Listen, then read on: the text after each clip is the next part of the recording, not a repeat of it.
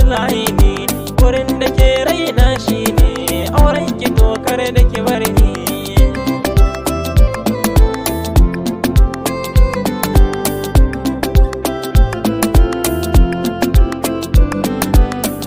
Lamarin ga zai daɗi sosai in aka ce na same ki, dan kyawun ki da tarbiyya ga nutsuwa ba kyara ki, ka shigar kamala ga haƙuri burina na aure ki, kar ki wuce ki tsaya a'i ki ba da so ni mana baki.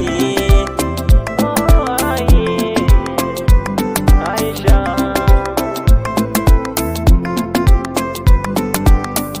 dukkanin bukatar mai nema in ya fiɗa ya yo samu, ran da na fara ganin kika zan tarkon so ya yo kamu. Aisha daure kyamunce in kika bar ni za na damu, na san ba za ki guje mun ba zuwan da na yo da alkhairi.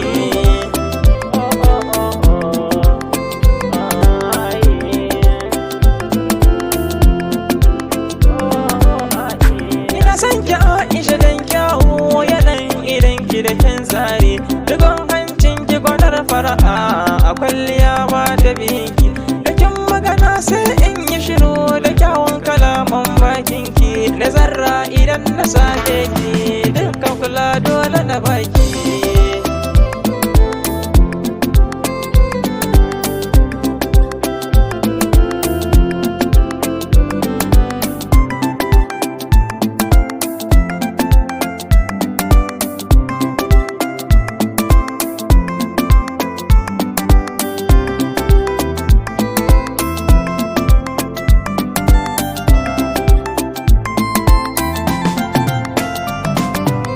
Baki so autar mama Aisha qurratul aini, wurin da ke raina shine auren ki tokar da ki bar ni.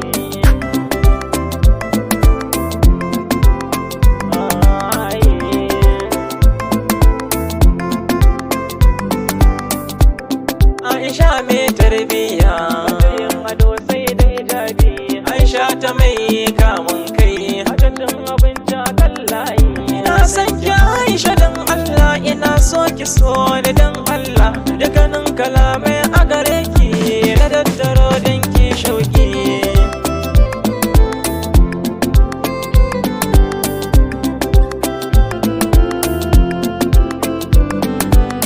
Kashi magai da umma da abba Aisha kin biya, domin ki gane ina son ki, auren ki na shirya.